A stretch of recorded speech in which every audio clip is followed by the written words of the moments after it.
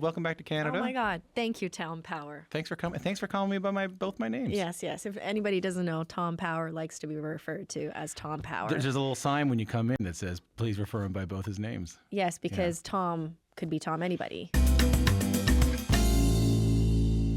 Often actors get into acting for nefarious reasons, for the self. And then you get a certain amount of success, and it's like, why am I doing it now? Yeah, I know that. You know? Yeah. It's okay. The revenge thing worked before. I need to be better than prove myself.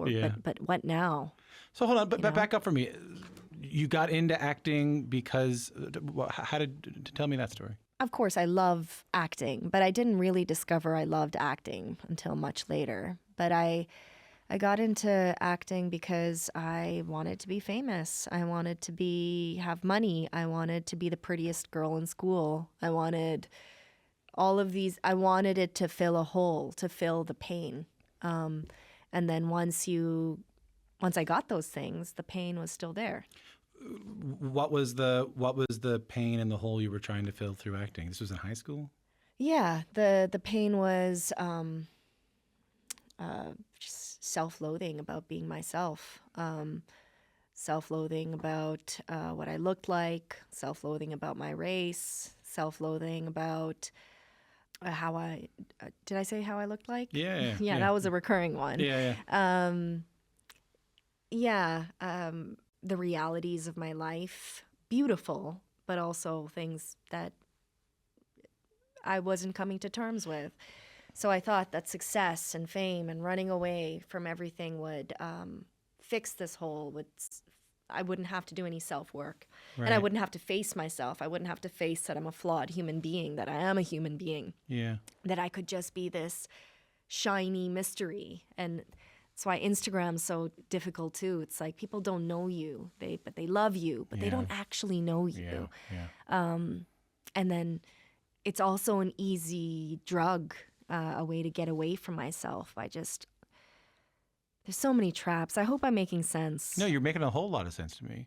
I think that I understand about you wanting some kind of success or wanting some kind of fame to try and take care of a lot of insecurities you were feeling around how you looked, some insecurities around your race, some insecurities around what your life looked like, and that this is an easy button to press that will hopefully just take care of it.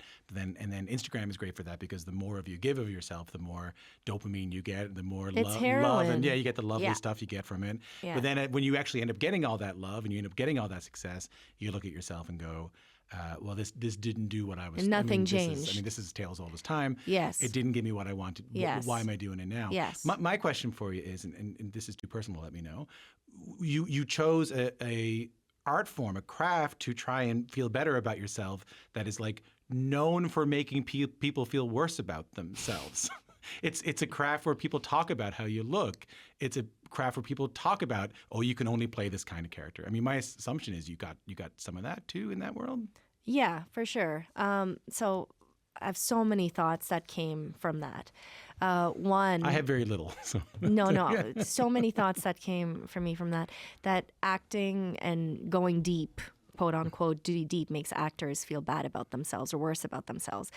That's interesting because that does happen to me, but I think that's a block in my acting. And it happens to me because I'm revealing a part of myself that I have decided is special. Like, whatever it is. Oh, I was bullied as a kid. Oh, that's special. I can't reveal that. So I'm going to feel like the special thing. But if I touch this universal consciousness, like if we're taking the example of being bullied, I'm revealing something, but so many people it's not a special thing. Yeah. Then it won't hurt as much. Or that, oh my God, this character requires me to admit that I'm a violent person. Yeah. And I have to truly admit that. So, this is such a bad quality. This is such a bad human flaw, which is what I think is really dangerous about today's society is that we decide people are flawed and we cancel them, and we decide people are noble and we revere them. Yeah. And I think that's very dangerous for actors. And this society makes us feel bad about ourselves because no, my flaw of being violent is a flaw that is shared by the the masses. Mm-hmm. So if we can start having conversations where that flaws aren't bad or unique, maybe actors also would stop hating themselves so much. That's very, very interesting. It's very interesting. I That understand. people as a whole, Yeah. I think that's the Yeah. purpose of the art form. You Yeah. see somebody and you're like, wow, that person really depicted being a violent woman or violent man. I'm like that. Maybe I shouldn't swear or beat my sister or Yeah. whatever. Yeah, you yeah, know, yeah, yeah. It inspires change in that way. Yeah, you offer up yourself so that others can others can not compare in that way, but others can base their own lives or make decisions about their own lives based on what you portray. Can you tell me the story though? Like when you did start acting, just bare bones. Was it high school play or? I was 13. We made this class play. All the grade 8s came together. We did this class play called Rumor Revisited, about a rumor in high school, and then this girl gets bullied. And then I went into improv in high school. I wasn't allowed to take drama. Why not? My parents were strict. They didn't think that it would take me anywhere, and they wanted me to become a doctor. Right. But they said okay to me doing extracurricular. So I did the improv team, and I bet you were good. You're funny. I bet you were good at it. I was good at it. I was very good. I loved physical comedy, and I remember once we picked something out of a hat, and so in the improv games you have a topic and everybody picks it out of the hat, and many people do tableaus, and it was a fish, and I committed to being a fish on the stage, just like wiggling. I almost fell off the stage. I got in so much trouble that night. My parents were like, "Why? What are you doing? This is so dangerous." Oh, did they see? Oh no, you did. How did they know you did it? Well, they came to the play. And what did they think of it? Well, they're very they always came and watched all of my things, whether or not they thought it was something that I should do for the rest of my life. They always watched. Yeah. When does it go from fun improv to is there something that happens that you go from fun improv to okay, this is going to be my career. This is what I'm going to do. Yes. So I mean, I went into theater school. I didn't think I was going to go to theater school. In high school, our guidance counselor told us to submit 5 different programs, and the 5th program I did was theater, thinking that I could get really high grades and then go into med school. But I thought you were just going to say thinking I could get really high, and I was like, you can definitely do that too. in theater school. I definitely wanted to. I wanted to be like, I never partied in high school, and so I was like, this might be fun. Definitely had that too. Though I didn't get high until much later. Okay, gotcha. Okay, but you were like, oh, I can be good. I can get high grades. Yeah. Eventually, I got into theater school, and I found out it was much more difficult. But in year 3, I watched my professors do a play, and I thought they were phenomenal. And then that's when I decided I wanted to do it for the rest of my life. So back to what you were saying before, when you actually go through the process then of back to you chose a career path that offers a lot of criticism physically, which is unbelievable to me to take that kind of thing on. You start going out for casting agents and auditions, and what's that experience like? When I did my first round of agents, I had a very well-known Canadian agent look at my headshot and put it on the desk, and she took her pen out and she said, when you smile, your nose goes down to your mouth. And because your nose is so big, you'll never be a lead on a TV show. So if you want to get a nose job, that's your best bet. Said it out loud to you? Yeah. Yeah. And what goes through your mind in that moment? You're right. Oh, I'm so sorry. No, and it's because there wasn't enough. I never saw people. I mean, Mindy, Kaling, sure, but it was so few that looked like me. Yeah, so man, it was like, you're right. I'm so sorry that was the response in your head was you're right. No, and this is the thing. I had self-loathing about my race, about what I looked like. I was being told from every cross section that what I am is less than, which is such unintelligent thinking. How could God or whatever, whoever we think, the universe has created someone who's less than someone. And then I moved on to acting teachers telling me and other agents, my right side of my face is more, it's more white looking and put more light on your face. There was so much messaging until I met a teacher who was phenomenal, who said, I'm going to stop working with you if you ever change your nose. And the way you look is exactly the type of stories you need to tell, because your face is the one of everyone. And we need to see the everyone on TV. How many billions of brown girls are there that look like you? And then that resonated with my purpose. And I still am training with that teacher. She's phenomenal now. Yeah, so that's a beautiful, beautiful thing to have that one person in, in a sea of the wrong people. Yes, steer you on the right path. Absolutely. We have a little bit of a clip. You started auditioning and you landed a guest spot for Kim's Convenience. Oh, hi. My roommate Chung, who's just leaving. Well, I have to get dressed first, but it's nice to meet you. You too. I'm Lauren. What is that? Oh, it's the pepperettes. I'm doing a bit of a meat board. No, Involio. Yeah, it's the Shea Body Butter. Of course it is. I love that stuff. Well, I'm gonna get changed. I'll see you later. Great. Well, Junk seems nice. Does he always walk around half naked? Big break. Did that feel like something? What did that feel like? Well, that's I remember that such a long time ago, but at that time, the director was a person of color, and that was really exciting. And I got a day of rehearsal with Simu, and that was before Simu and I both went to America. That was such a long time ago. But what goes through your mind hearing that now?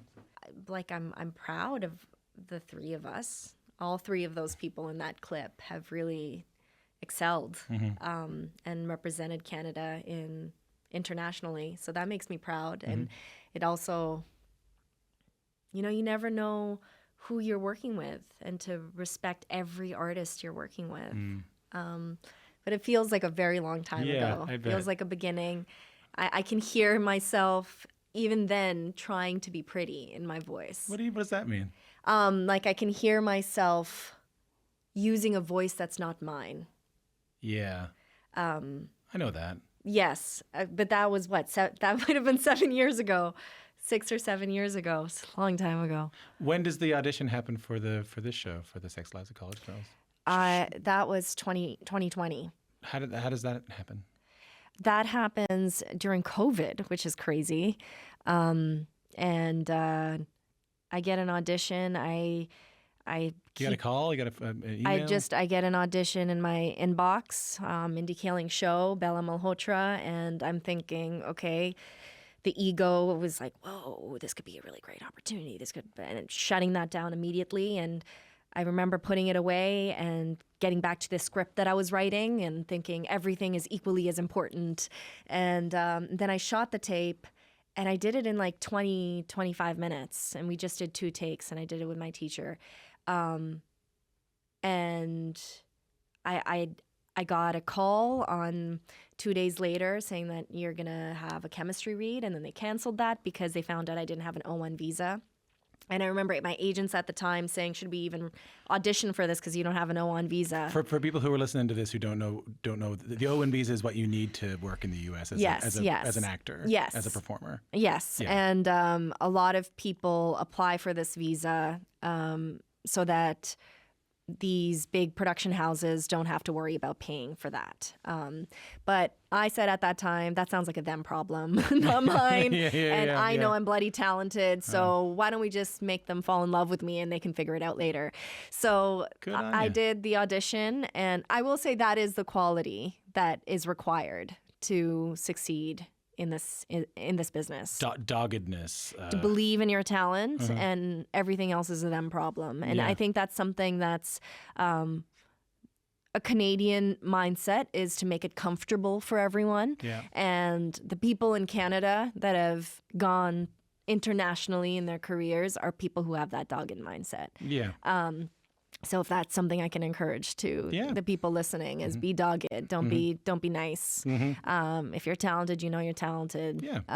Believe in yourself. Believe in yourself. And work really hard. And work very hard. Yeah. And then, don't let these little things get in your way. If you're good enough, what does Steve Martin say? Be so good they can't ignore you. Exactly. Right. Absolutely. So you get your You get your paperwork done, like the visa comes in, everything's all right. Yeah. Well, when my audition gets canceled because I don't have the O1 visa. Yeah.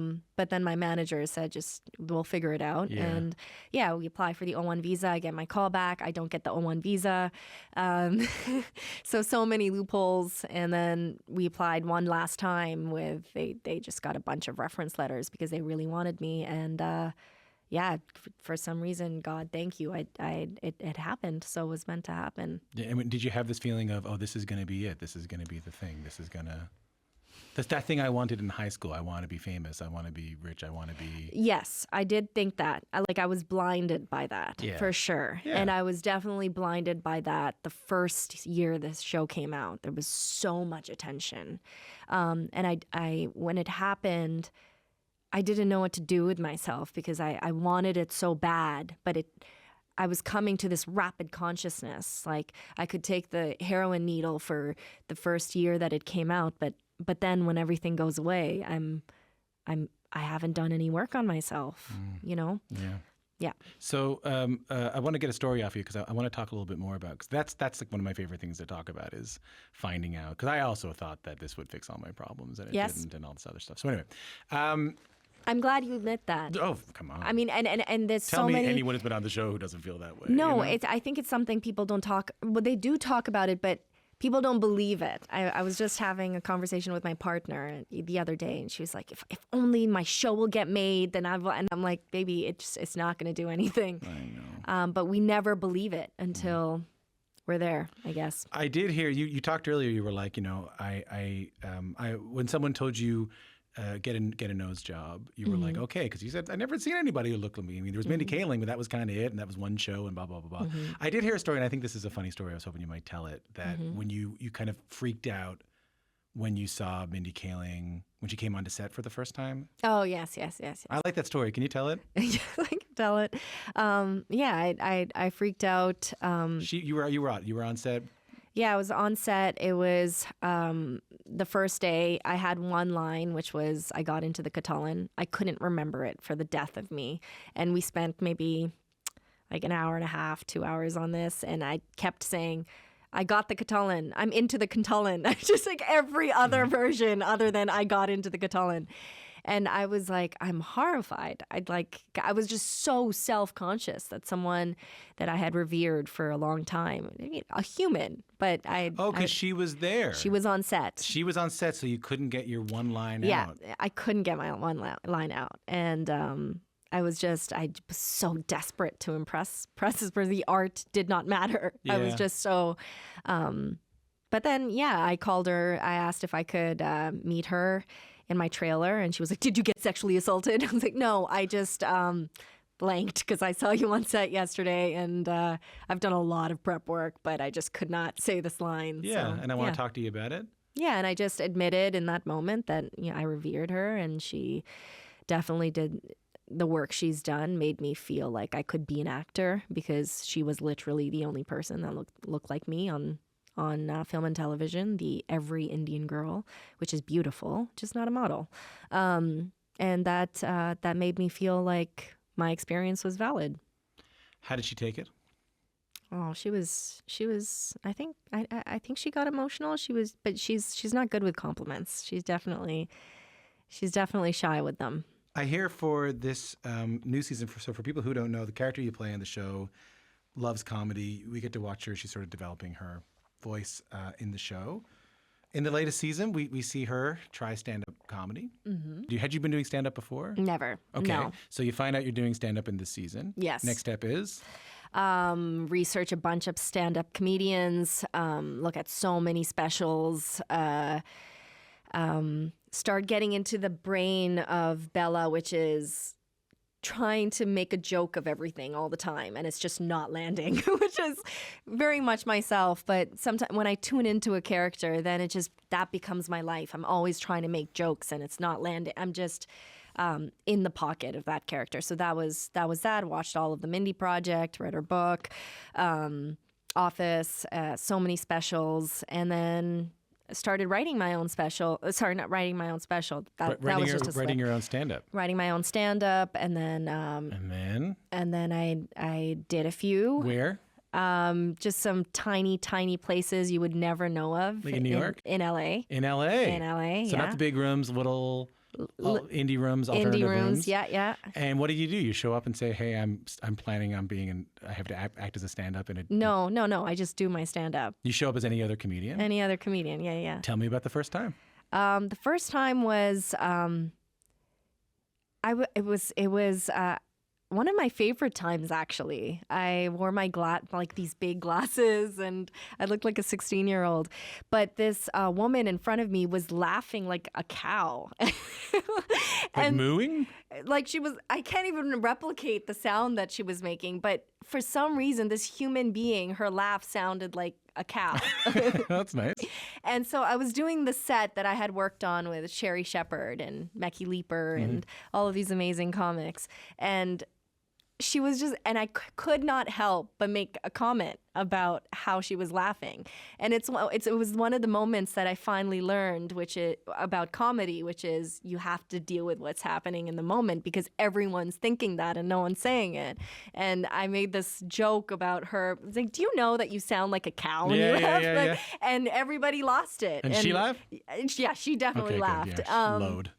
No. I mean, usually people who are in those stand-up comedy places, they have a sense of humor. You'd hope. Yeah. So that was one of my first times, and now I helped open a theater at Graceman Arts Theater in New York, and we have a stand-up section in the back, which I help produce the show, and I go up every so often and practice there. So now, even though you're not preparing for a role to do it, you're just doing it. Yeah, Bela taught me that, and I fell in love with it. And I particularly love stand-up. I mean, Dave Chappelle is phenomenal, but you're able to talk about politics and what's happening in the world without scaring people in a way. You can talk about it with having a sense of humor and the things that we're all thinking about.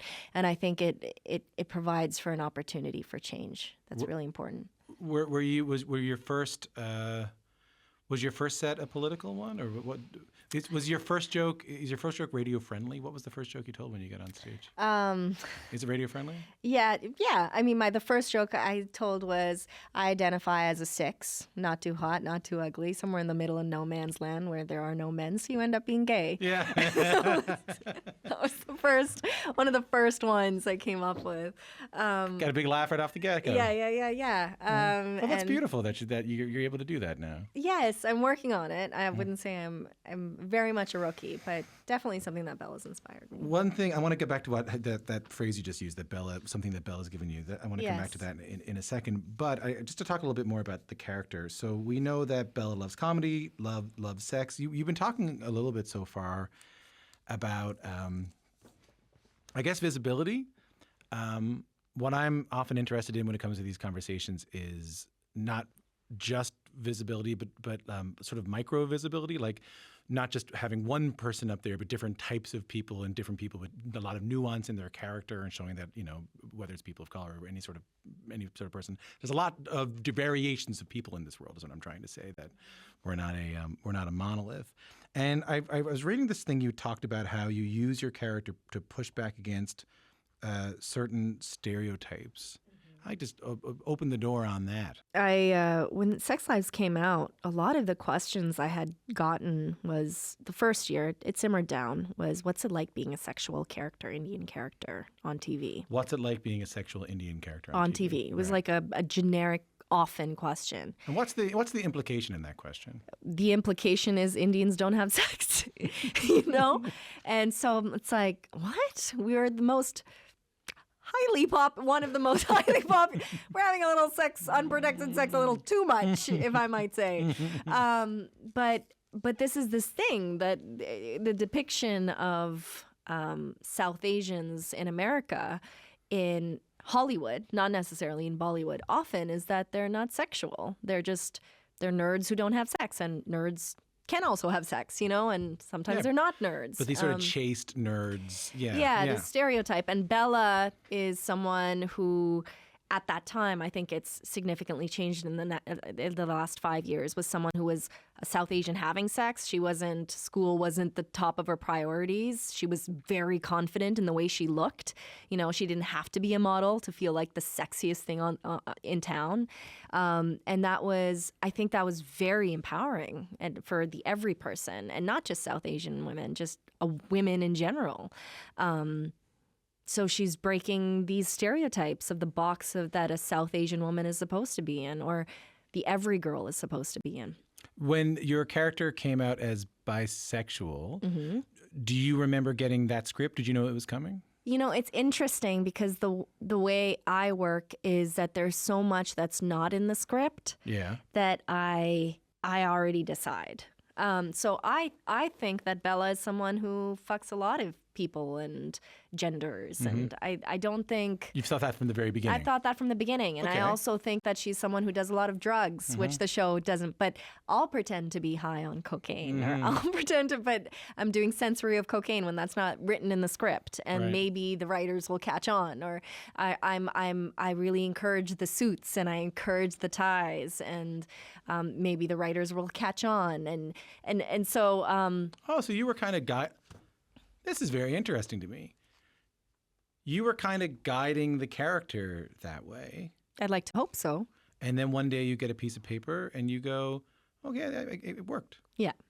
As much as I talk about the nefarious reasons of why I became an actor, I Fame, fortune, Yes. appeal, self-love. Yeah. Erasing No self-love. Sorry, erasing, Self-loathing. not having to worry about self-love. Yes. Yeah. That stuff, doing heroin, Yeah. I am an actor because of the spirituality of empowering young women and girls. And so there are so many things when I do a character, I'll go and think of what is empowering about this character? What is the truth of this character? What are maybe even the writers scared about that I'm brave enough can bring? And so I do that with all of my characters. What are their flaws? What are things they haven't written but I can put in my back pocket? What are my secrets? All of that stuff. So from the beginning, there was so much about Bela that I knew was revolutionary. I knew that having sex authentically and not having any shame on screen was important. I knew that the sexuality was really important. I knew that not giving a shit about what she looked like was really important. And these things with time evolved. Like we got more into her outfits, and we got into gender neutral, and we got into playing with different sexual things. And I definitely think that's something that actors and writers, if they're on the same page and have the ability, they can work together to make a character more deep and authentic.